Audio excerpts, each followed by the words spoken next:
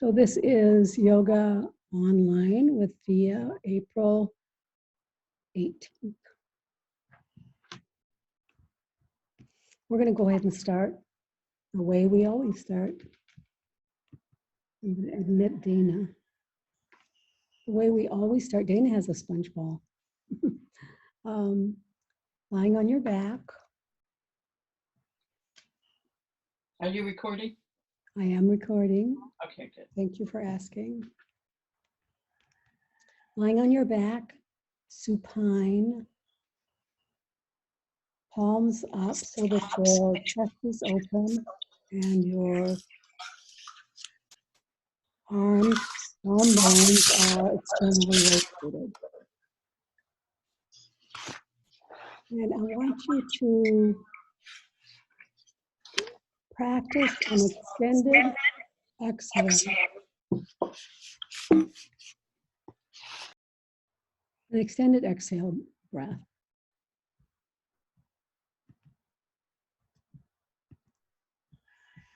So an extended exhale breath is you make your breath longer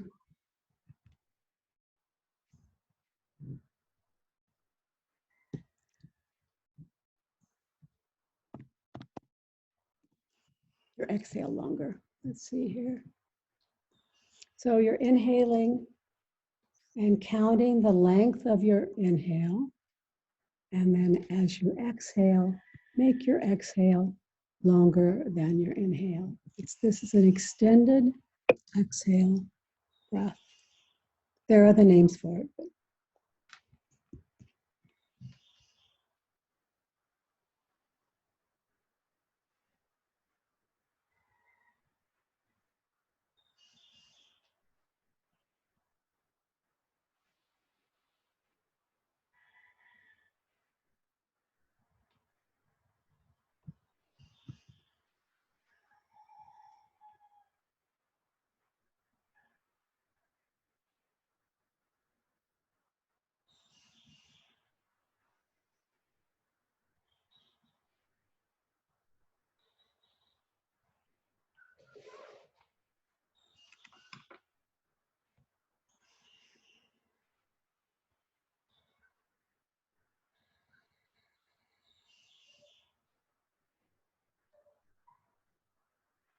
Go ahead and finish up.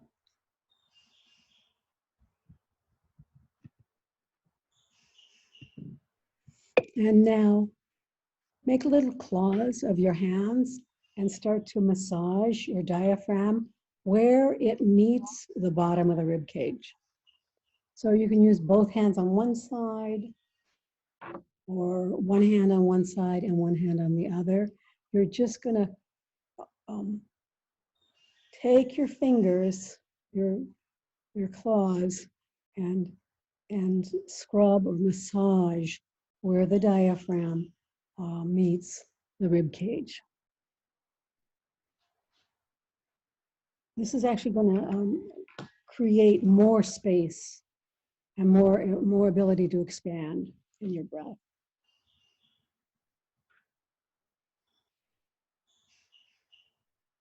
You can start at the middle of your chest, middle of the left side or the right side, and then work down to the outside.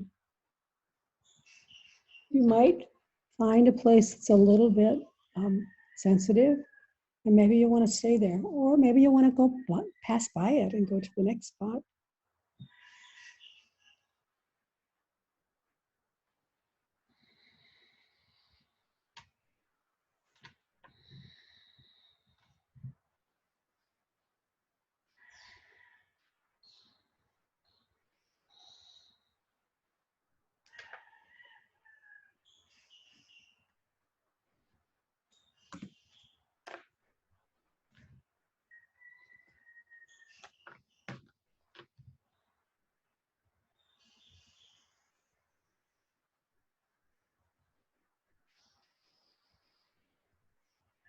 And then go ahead and go back to extended breath and see if you feel like you have more space to breathe.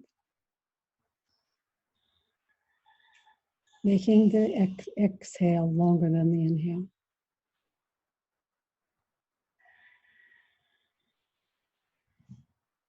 I'm going to go shut my sliding door so my roosters don't intrude.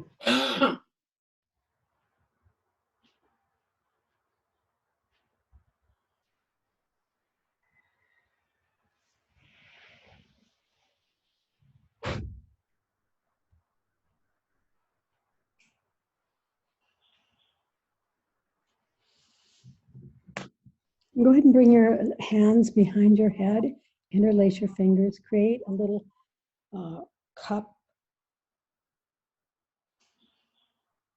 with your interlaced fingers, and press the base of your skull into your cupped hands, and take a breath or two.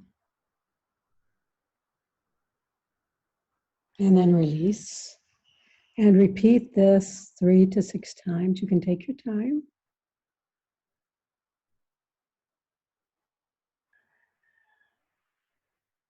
And so remember, the movement is at the occipital ridge, at the base of the skull, the bottom of the back of the skull.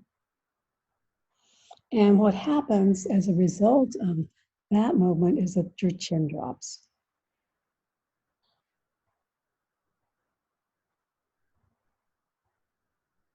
And this creates strength and mobility and stability for the cervical spine.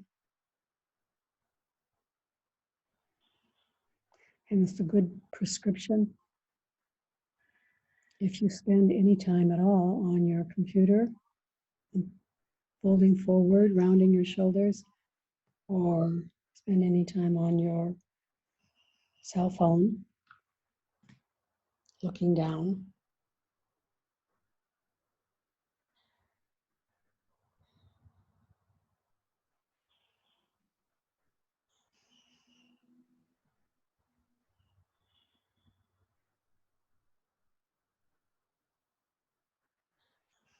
And go ahead and stay where you are, but stop ramping, head ramping. You want to do a vagus nerve reset. This moves your nervous system into the parasympathetic side, the healing, relaxing, restoring side of the nervous system. So from here,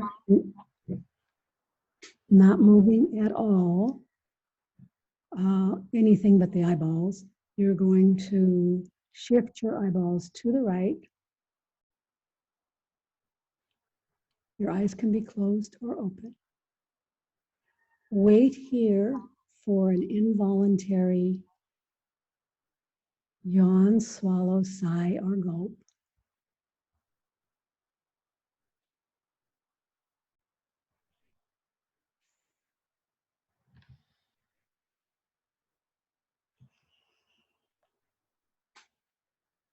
And then when you've noticed that, I'm going to mute you, Kathy, because I'm hearing some things from you.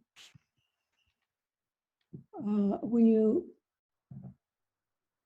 notice the gulp, swallow, sigh, or yawn, then come back to center and repeat this on the left side.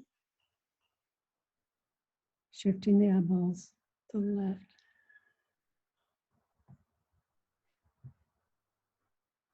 Waiting.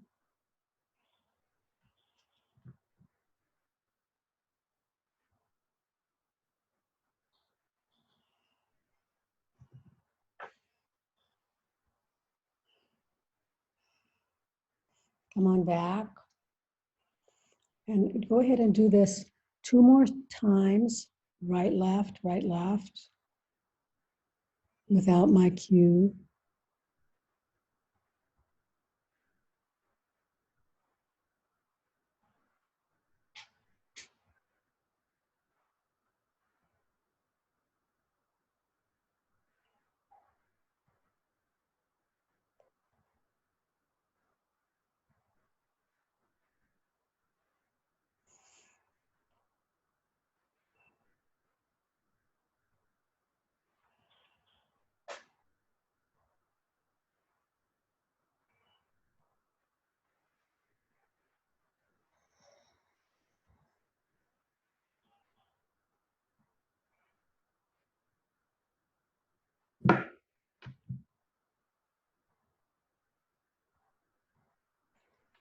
Finish up.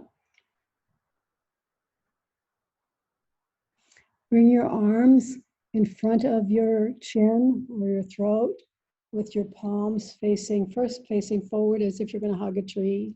We're going to do a basic, one of the classic hypopressive movements. Core, breath, and pelvic floor. So you start by hugging a tree in front of your armpits, and then you flip your palms up towards the ceiling. This is a shoulder workout as well. So press your palms toward the ceiling and press your scapula into the floor, towards the floor. The toes are up, the heels are down. So you're dorsiflexing the feet. Knees are bent. 3 breaths, and then we're going to hold our breaths out. Inhale. Exhale.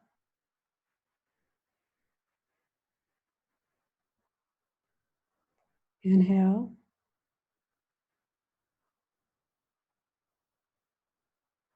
Exhale.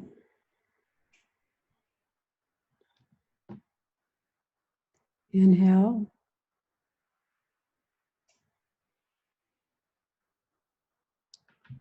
Exhale.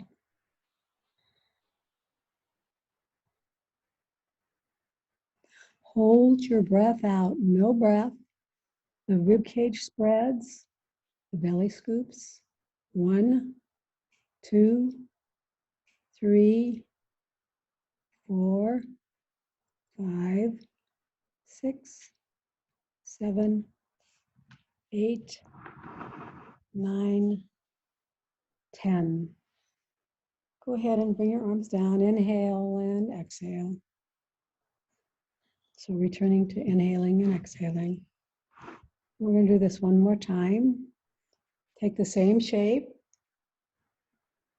Hug a tree, then flip your hands. Make your arms active. Inhale. Exhale. Bend your elbows a little. Inhale. Exhale. Inhale. Exhale. Hold your breath out. No breath.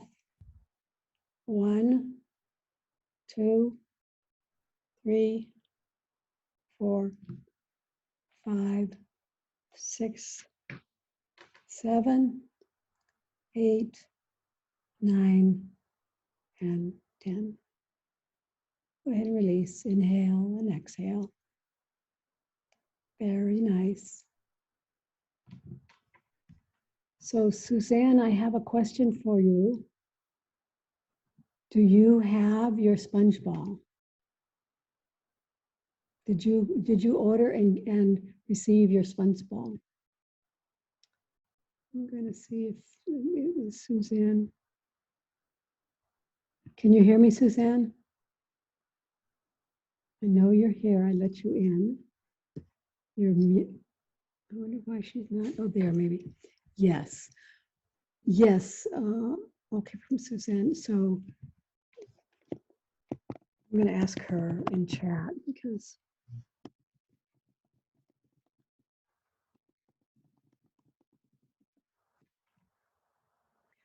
she does not have her sponge ball.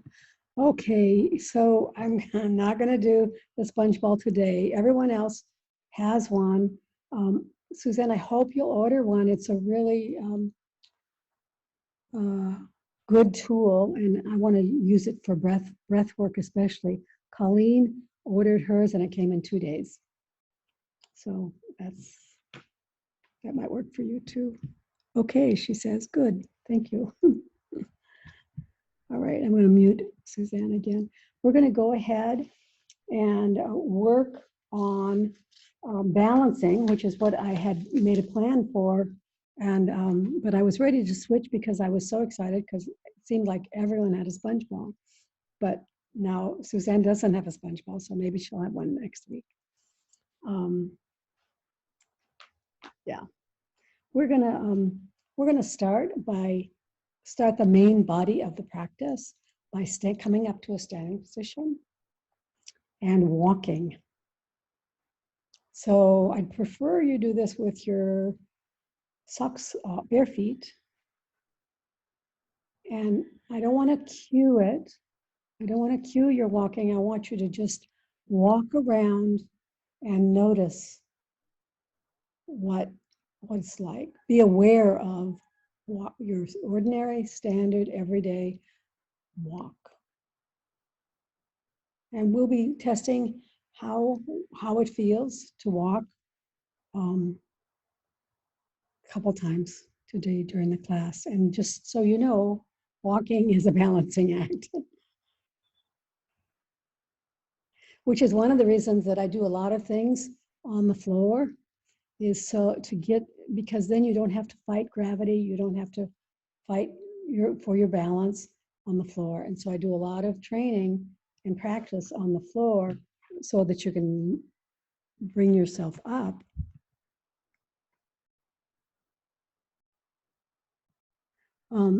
We can, don't worry, Suzanne, we can do it next time.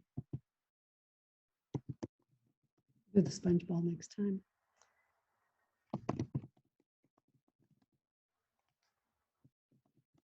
Wednesday. Okay.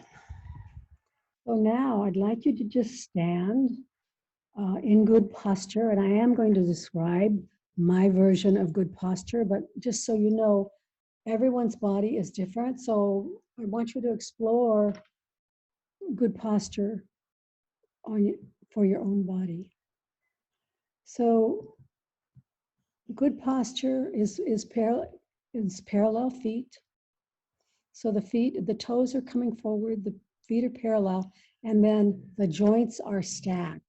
So starting with the ankle joint, then above that, the knee joint stacked above that, and then the hips, shoulders, and then your ears are stacked over your shoulders.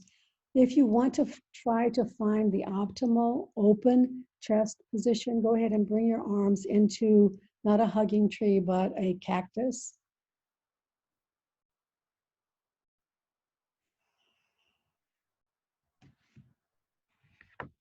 Oops. And then you'll feel, I think it helps you find the open chest, the balance between an open chest and a caved chest. And you want to find that when you're standing or seated, actually.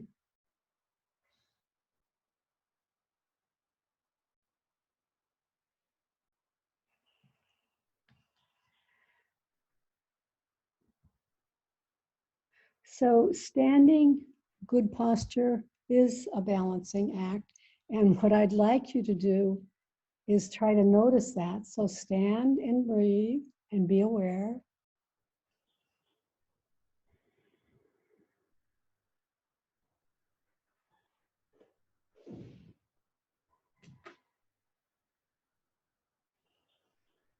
And now close your eyes and stand and breathe and be aware. And you may become aware of an internal balancing mechanism that helps you stay standing with even when you can't see what's happening around you. So a lot of balancing is being aware of where you are in proprioception, being aware of where you are. But when you close your eyes, that goes away. And then there's also what do I want to call it? A mechanism inside your body that helps you balance. So standing with your eyes closed and noticing that and trusting that.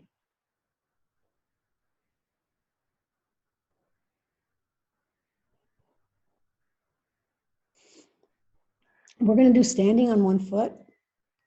So you should be near a wall or a chair or something that would provide you some safety if you need to touch it or even hold on to it. So everybody find a safe spot. It could be next to a counter, the back of a sofa, but just something, because I'm going to ask you to balance on one foot. So here you are standing in good posture. And then balancing, let's start with your right foot. And then the left foot lifts, and you can curl it around the back of the other opposite ankle. Stand tall. Stand without touching anything if you can. Feel the mechanism in your body. Your arms may want to start to help you too. And I'm going to come back to beginning, and I'm going to time you for 30 seconds. First, I have to get my timer set up here. So you don't have to do this for 30 seconds, but how stable do you feel on a brick, Kathy? It's okay. I don't know that. I wouldn't recommend people doing this on a brick. Kathy, I think, is doing it because she thinks that her feet, we can see her feet better. But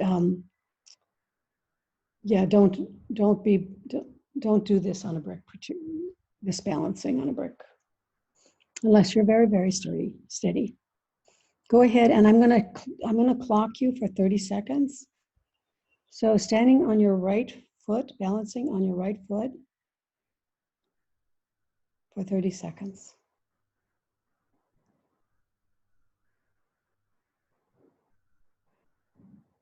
There's a trainer in Utah who wrote a book called Balance is Power, and he works with athletes. And the only thing he does is improve their balance. He doesn't work with if they're a golfer, he doesn't work with their golf stroke, nothing like that. He just improves their balance. Stop. That's it. Now, you could work your way up to 60, right? Or if you had more time. So any amount of balancing is helpful, and the longer that you can balance, the better. So I'm going to start you on the other foot, left foot, 30 seconds.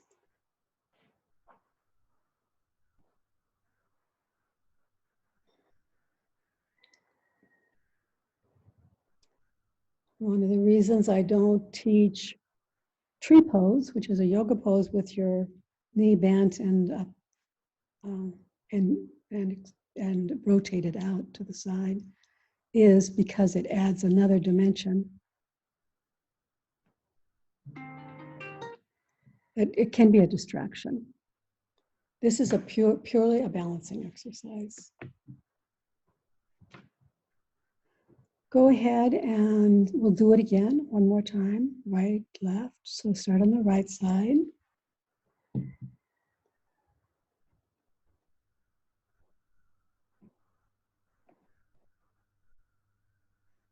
If hooking your foot like this is uncomfortable, you could just bend your knee and have your foot dangling.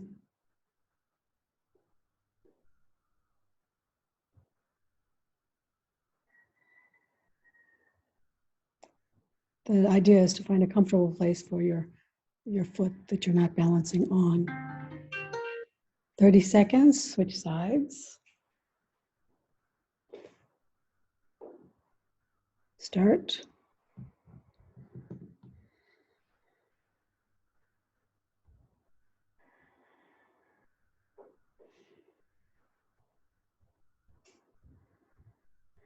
Breathe.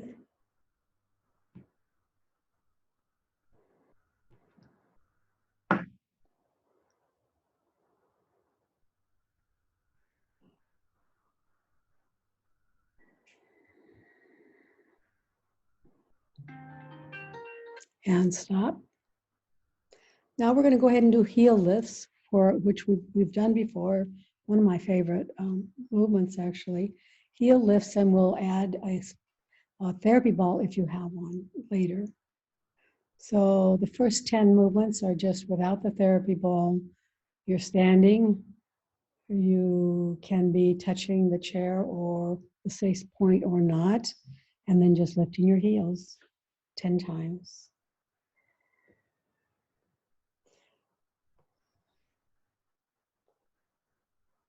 And try to maintain good posture while you're lifting your heels. As you can see or feel, this is a balancing act.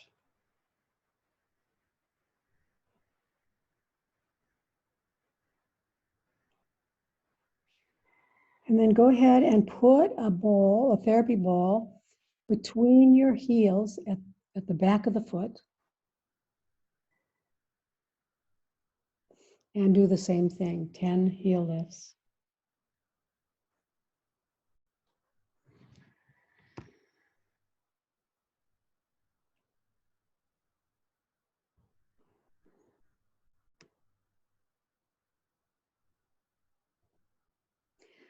This movement, this placement of the ball actually helps you make the connection between your feet and your core and your glutes.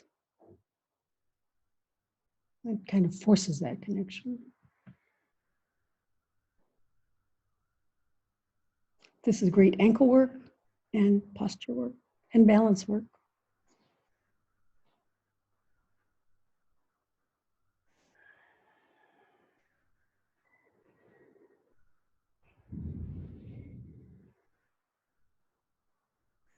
And then finish that. We're going to do short foot, which is one of my favorite movements. You can probably facing forward probably be better, Kathy.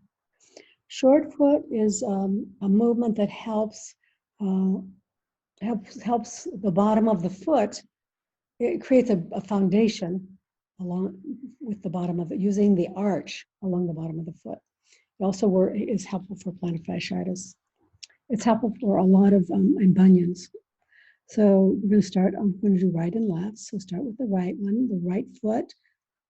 The toes come up, the toes spread, and then drop your toes and press on the floor from your toe pads.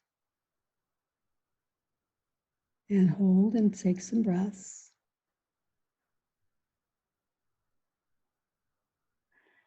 And then go to the other side.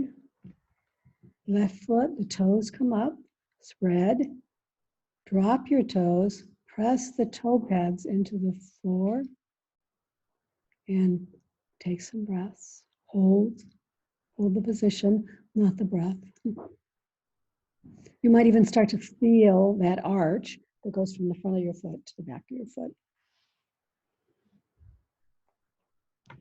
Let's do it two more sets, right, left. So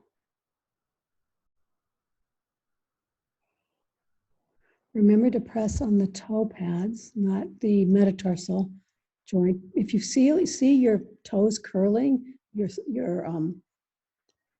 pressing too hard.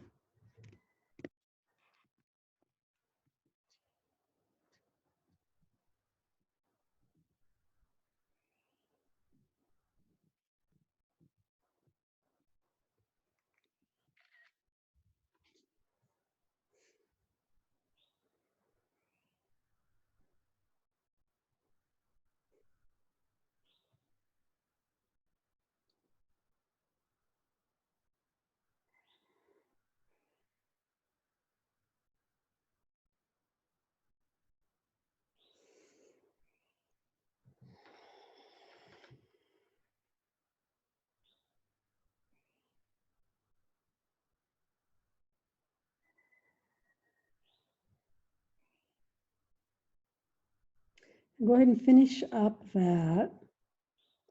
And we're going to do a squat. if you like yoga chair pose, you can do that. That's a squat um, without a chair or a support.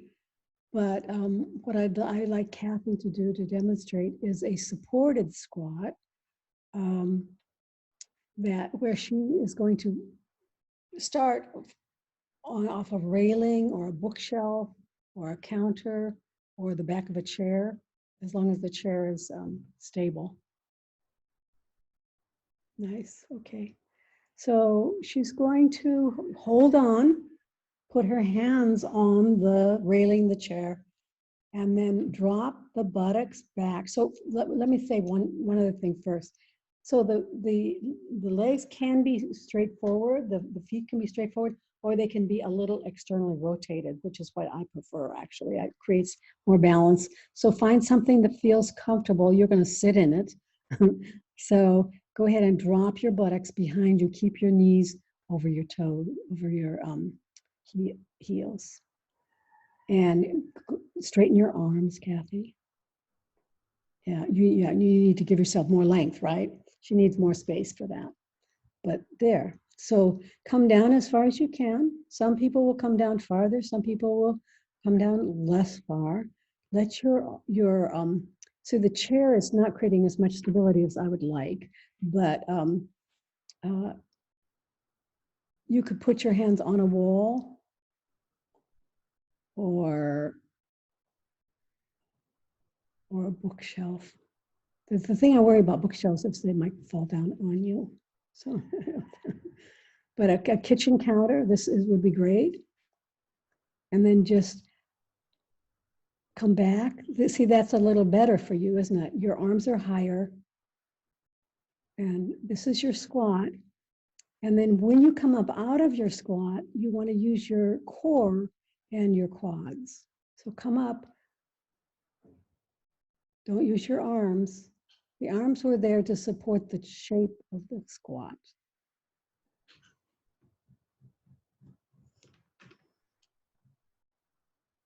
And you should feel a nice straight line all along your spine.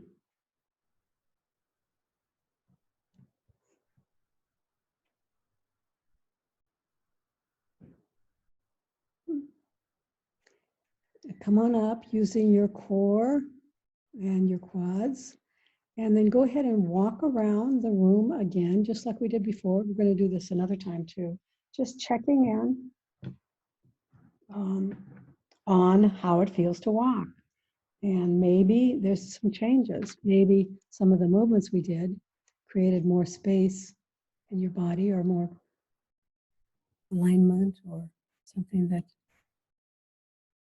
So just notice that. If you want to, you can put it in the chat box.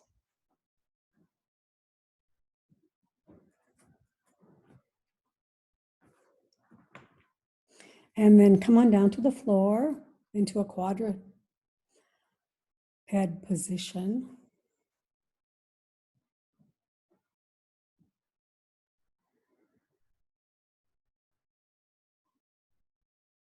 And the first two movements we're going to do are forward crawling and backward crawling. And you can crawl off the mat. You don't have to crawl on the mat. And you're just going to be hands and knees. And then when you walk, hopefully it will happen naturally, but the right arm comes forward and the left leg or the left knee. So walking, crawling around the room. So crawl anywhere you want.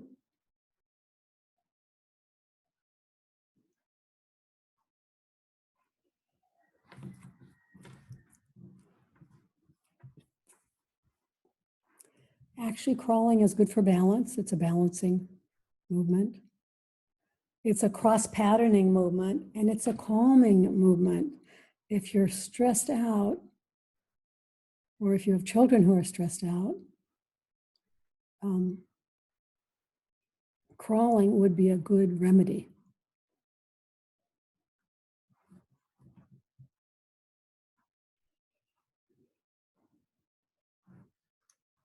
And it's a natural movement. Go ahead and start crawling backwards. It's going to be harder to think about maybe. And, you know, if you want to, you can just go backward and forward. You don't have to, you know, you don't have to circumduct your room. If you want, you can just back and forth.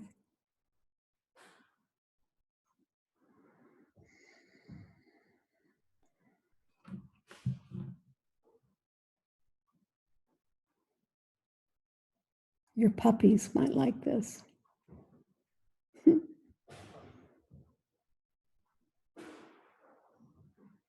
I think Coco and Kirby would like this.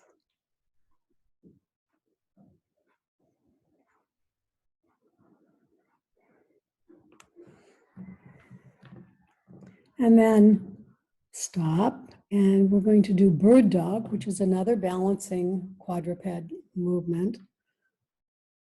So hands and knees, and then, and remember, if this is hard for you, you could just do one arm and then do one leg. But you're going to, the basic movement is Kathy's going to move her to bring her arm parallel and her leg, opposite leg parallel.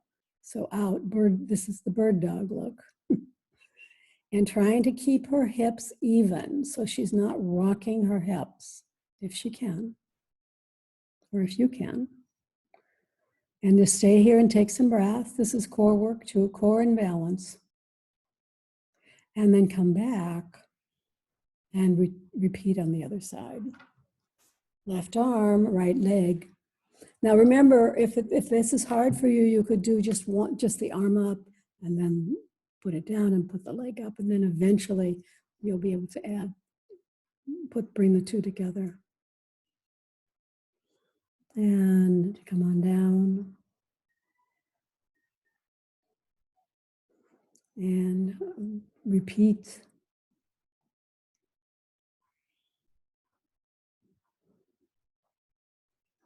And breathe. Feel your core.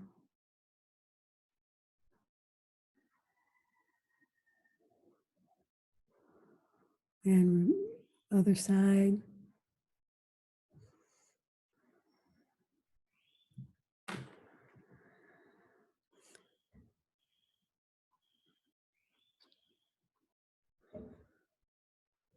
And come on back.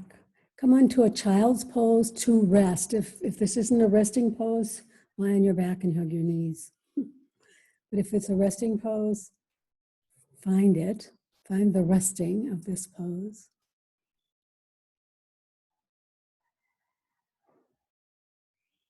And whenever you're ready, come up to standing and walk around.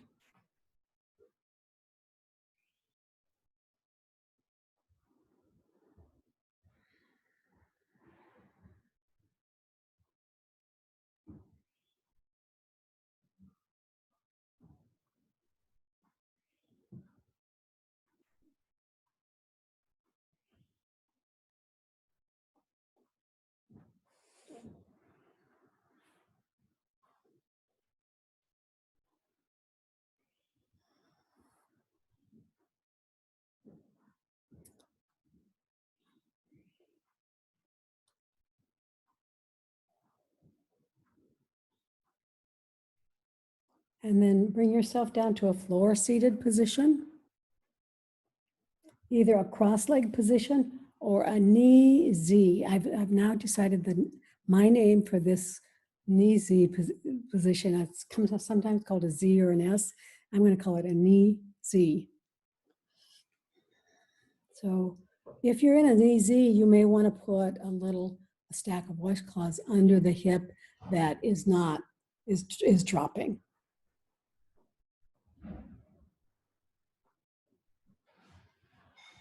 We're going to do a spine twist. We're not going to talk about, I'm going to focus on something else.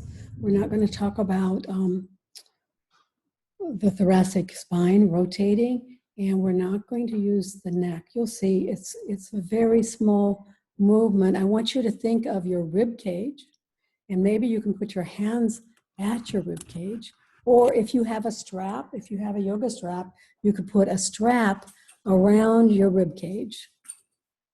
And then I want you to rotate. So think of the pelvis as staying still, not moving, and the rib cage moving left and moving right. So left and right. You should be in good posture. So you're sitting on your sits bones, not your tailbone. And then rotating the rib cage, and actually it turns out the spine, but rotate the rib cage left and right. Now, don't move the chin. So we're not going to add a chin movement to this. It's just a rotation of the rib cage to one side and then the other, and do it slowly and see if you can do it without moving the pelvis. So it's all the action really of a twist is really in the area between the rib cage and the pelvis. The pelvis doesn't move, the rib cage moves. Come on back, and let's try this by bringing your hands into prayer pose with the tips of your fingers at your chin, and do the rib cage, move the rib cage, right, left, and keep, the reason your hands are at your chin is so you won't move your chin. So one of the things that adding the neck movement, which we have done in the past, does is it creates sort of confusion for the spine. So because you're taking, it's almost like adding that arm movement that's added in yoga, moving the arm or moving the head. So if you can move your rib cage right to left and right to left, quiet hips, quiet pelvis. You might be sitting on a brick.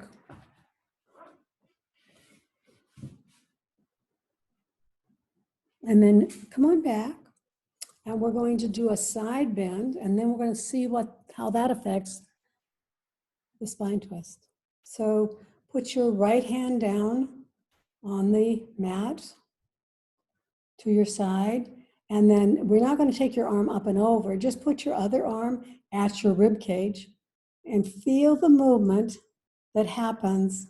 So under the arm that you're side bending on, there's a crunch there, and then an opening on the other one. So the arm isn't moving. Try to move just the rib cage. The hips are quiet. And then come on back. And other side. The left arm goes down. It's like a little teapot. Probably sing the teapot song and do this. Trying to make sure that to isolate this side bend of the thoracic spine.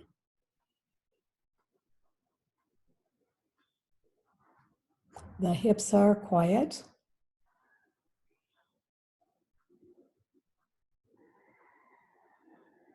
Come on back. Try the spine twist again with prayer pose. So no, the chin and the neck, cervical spine's not moving. And just move right and left and see if you can get any more movement, any more rotation. It's just a curiosity. It's not a contest. Can you get more movement? Because you did a side bend, actually, is what it is. Because you did the side bend that opened up some of the rib cage to allow a little bit more of a spine twist.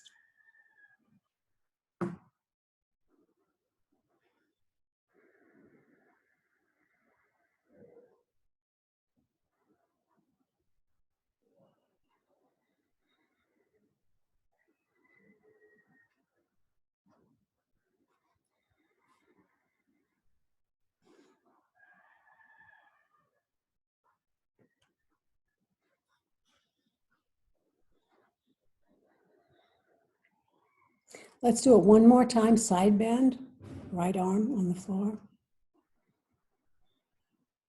Teapot. Breath.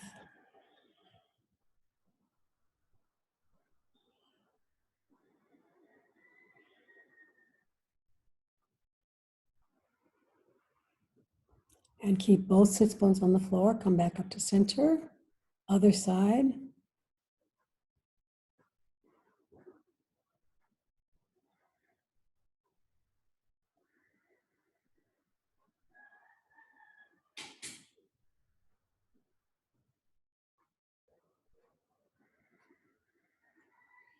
Come back to center. Prayer pose, rib cage, spine twist. Slowly.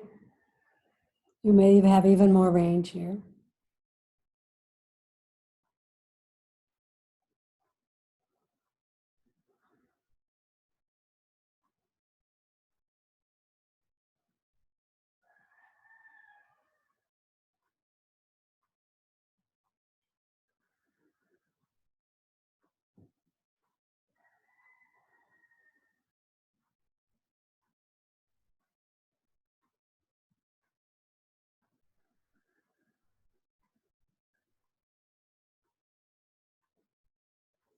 Bring your hands behind you on the floor. We're going to do a back extension. Instead of doing one prone, which we usually do, I want you to put your hands, they're acting as,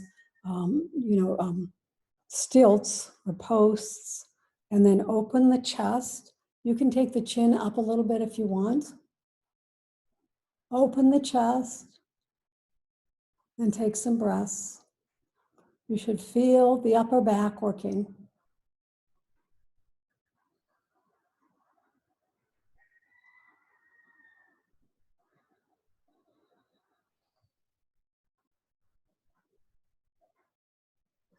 Depending on the length of your arms, you may be just on your fingertips or you may be on your entire palm.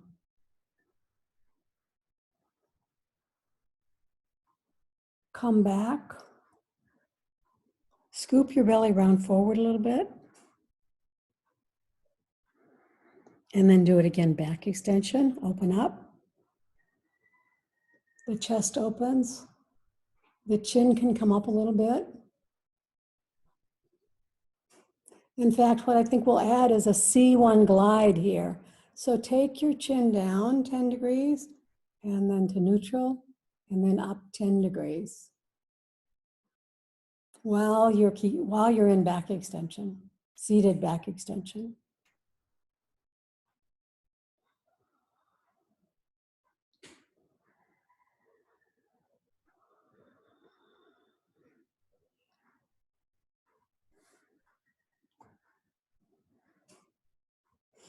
And then come up to seated, come up to standing.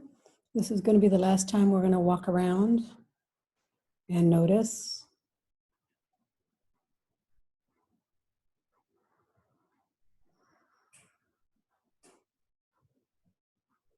And you can walk or you can stand, or you can walk and then stand. So just trying to see if there's anything that we did today that added to a stronger sense of balance, more openness. Maybe you can move your hips better.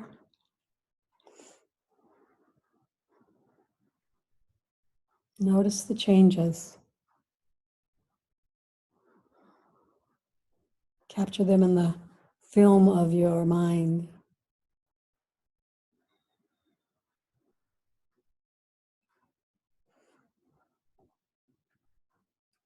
And then find your way onto the floor, onto your back for Yoga Nidra, so we can close the class.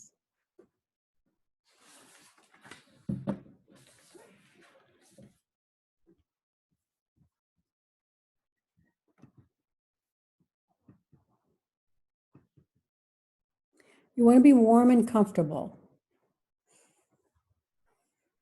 When you're in Mexico, that's not a problem with the warm part, but if you're somewhere else, you may want to put a blanket over you. You may want to put a small towel over your eyes. Your legs can be extended or bent. I'm going to ask you, as you know, to pay attention to various body parts, but not to move them. This kind of a practice actually works deeply on your nervous system to balance subtle energies and increase your mental harmony. And it helps you to sharpen concentration and shift your attention inward.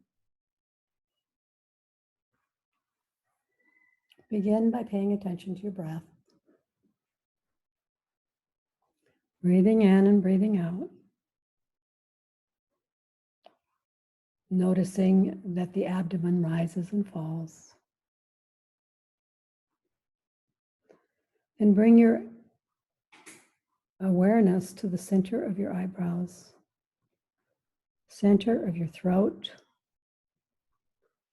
right shoulder, elbow, wrist, right thumb, second finger, third finger, fourth finger, fifth finger, right wrist, elbow, right shoulder, center of your throat, left shoulder, elbow, wrist, left hand thumb, second finger, third finger, fourth finger, fifth finger, left wrist, left elbow, shoulder, center of your throat, spiritual heart center,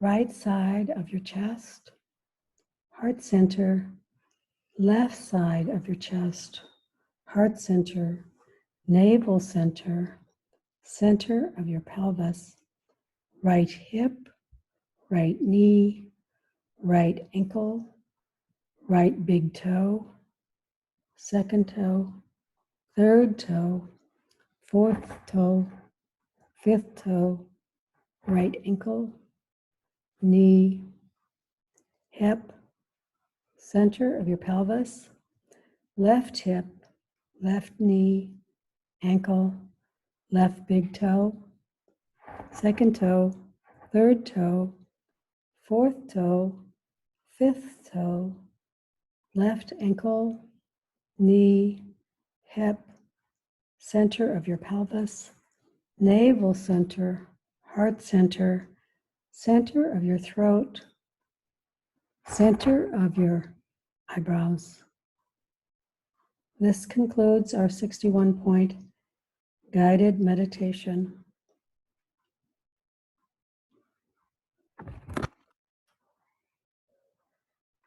Stay here.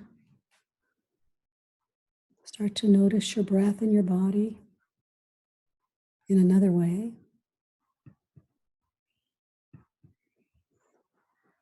Extend your legs and bring your arms over your head. Stretch your body.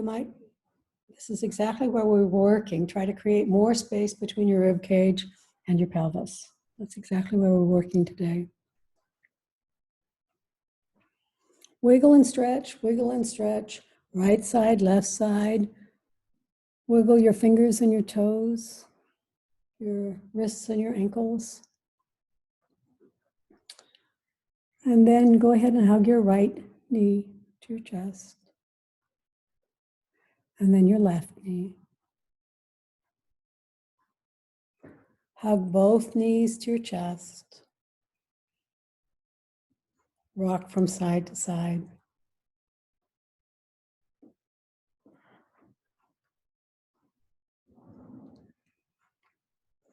And then whenever you're ready, roll towards the camera. Put your bottom elbow underneath your head to support it. Take a breath or two. Use your top hand to press yourself up to seated. Sit in some sort of a floor-seated position. You may want to be on a brick. I'm going to cancel the spotlight. Press on gallery. Bring your hands to your heart. Glide your occipital ridge, the base of your skull, forward over the top of your cervical spine, C1.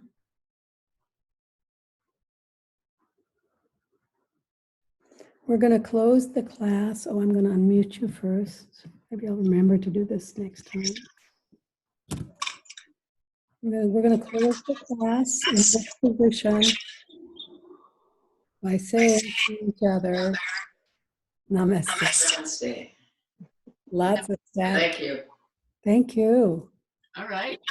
Thank you.